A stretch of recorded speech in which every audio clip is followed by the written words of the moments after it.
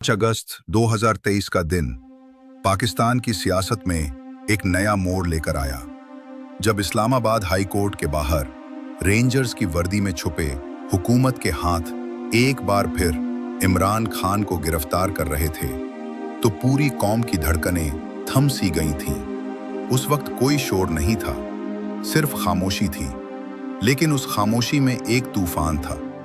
जिस शख्स ने मुल्क के नौजवानों को जगाया, उन्हें हिम्मत दी, जिसे लोग कप्तान कहते थे, आज वो जेल जा रहा था, लेकिन उसके चेहरे पर कोई डर नहीं था। आंखों में सिर्फ अज़्म था, जैसे कह रहा हो, अगर ये भी जंग का हिस्सा है तो मैं तैयार हूं। जब उसे अटॉक जेल ले जाया गया तो उसकी पहली रात का मंजर किसी अजीब डरावनी फिल्म जैसा था। एक पुरानी सी सेल जिसमें हवा का कोई रास्ता नहीं था, सीमेंट की ठंडी जमीन, लोहे का पुराना बिस्तर और एक टूटा हुआ पंखा। न तकिया, न कोई चादर, सिर्फ एक कुरान और एक थैला जिसमें 2 जोड़े कपड़े थे। उस रात इमरान खान ने सिर्फ इतना कहा, जब मैं क्रिकेट में हार से नहीं डरा तो ये तो सिर्फ कैद है। सुबह फजर से पहले उठकर वुजू किया और कुरान की तिलावत में मशगूल हो गया। हर दिन की शुरुआत इसी इबादत से होती थी। हर रोज वो पहले अल्लाह से बात करता, फिर एक डायरी में लिखता। वो डायरी जिसमें उसने जेल के हर लम्हे को रिकॉर्ड किया। पहले 10 दिन बहुत कठिन थे। खाना वही जो सबको मिलता, दाल, चना, सूखा नान। कभी कभी वो 1 कप चाय मांगता, मगर अक्सर मना कर देता।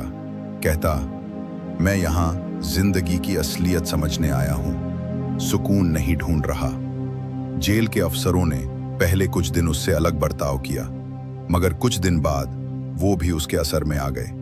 गार्ड उसका लहजा सुनते, उसका अखलाक देखते और कहते, ये शख्स जेल में भी लीडर ही लगता है। 20 दिन बाद उसे एकांत कारावास में डाल दिया गया।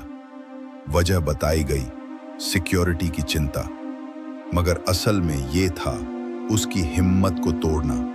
उस सेल में न रोशनी थी, न आवाज, सिर्फ अंधेरा था। लेकिन इमरान खान उस अंधेरे में भी रोशनी की बात करता रहा।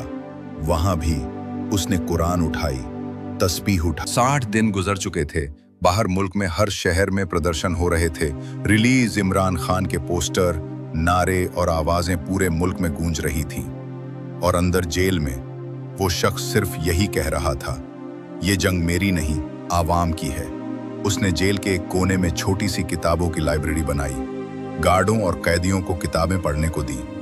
कई लोग पहली बार जिंदगी में इकबाल और कुरान को साथ समझने लगे। 75 दिन बाद जेल के सीनियर अफसर ने कहा, सर, आप तो जेल में भी एक तालीम का केंद्र बन गए हैं। खान मुस्कुराया और बोला, तालीम से ही आजादी मिलती है। वक्त गुजरता गया। हर दिन जेल की दीवारों में लिखी गई एक नई कहानी थी।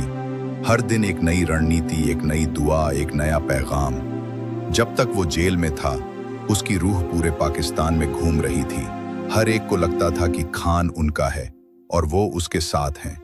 जब उसे मेडिकल चेकअप के लिए ले जाया गया तो डॉक्टर ने कहा, आप इतनी हिम्मत से कैसे सब कुछ झेल रहे हैं? खान ने जवाब दिया, जब मकसद आजादी हो तो कैद सिर्फ एक इम्तिहान होता है।